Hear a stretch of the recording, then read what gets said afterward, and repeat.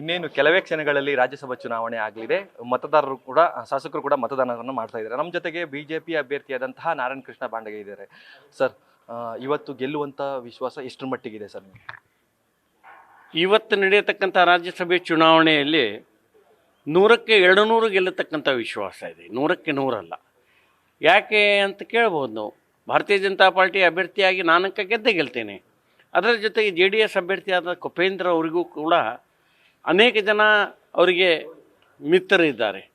ಹೀಗಾಗಿ ಆತ್ಮಸಾಕ್ಷಿಯಾಗಿ ಮತವನ್ನು ಹಾಕ್ತಕ್ಕಂಥ ಬಹಳಷ್ಟು ಅವಕಾಶಗಳು ಕಾಣ್ತಾ ಇವೆ.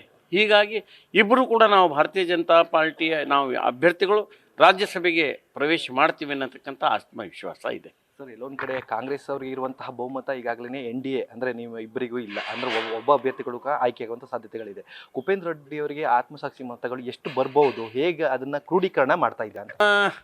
ಕುಪೇಂದ್ರ ಅವರಿಗೆ ಹೆಚ್ಚಿನ ಮತಗಳು ಹೇಗೆ ಬರ್ತವೆ ಅನ್ನತಕ್ಕಂಥದ್ದು ನಮ್ಮ ನಾಯಕರು ಕೂಡ ಅದು ಒಂದು ಸ್ಟ್ರಾಟಜಿ ಮಾಡಿದ್ದಾರೆ. ಅದರ ಜೊತೆಗೆ ಅವ್ರದ್ದೇ ಆದಂಥ ಒಂದು ಶಕ್ತಿ ಕೂಡ ಇದೆ.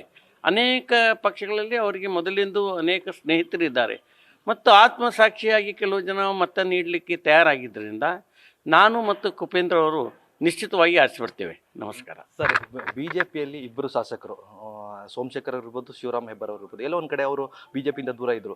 ಈ ಬಾರಿ ನಿಮಗೆ ಸಪೋರ್ಟ್ ಮಾಡ್ತಾರಾ ಇಲ್ಲ ಅಂದ್ರೂ ಕೂಡ ಒಂದಷ್ಟು ಪ್ರಶ್ನಾರ್ಥಕವಾಗಿತ್ತು. ಸಪೋರ್ಟ್ ಮಾಡ್ತಾರಾ ಖಂಡಿತವಾಗಿ ಅಂತ? ನಿಶ್ಚಿತವಾಗಿ ಸಪೋರ್ಟ್ ಮಾಡ್ತಾರೆ. ಅದರಲ್ಲಿ ಯಾವುದೇ ರೀತಿಯ ಸಂಶಯ ಪಡ್ತಕ್ಕಂಥ ಕಾರಣ ಇಲ್ಲ. ನಿಶ್ಚಿತವಾಗಿ ಅವರು ಭಾರತೀಯ ಜನತಾ ಪಾರ್ಟಿಯ ಜೊತೆಗೆ ಇದ್ದಾರೆ.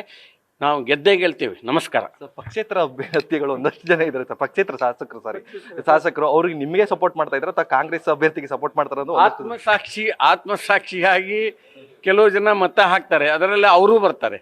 Thank you. ಇವಿಷ್ಟು ಬಿಜೆಪಿ ಅಭ್ಯರ್ಥಿಯಾದಂತಹ ನಾರಾಯಣ ಕೃಷ್ಣ ಬಾಂಡಗೆ ಅವರ ಮಾತಾಗಿತ್ತು. ಕ್ಯಾಮ್ರಾಮನ್ ಶಿವಣ್ಣ ಜೊತೆ ಗಣಪತಿ, ನ್ಯೂಸ್ ಫಸ್ಟ್, ಬೆಂಗಳೂರು.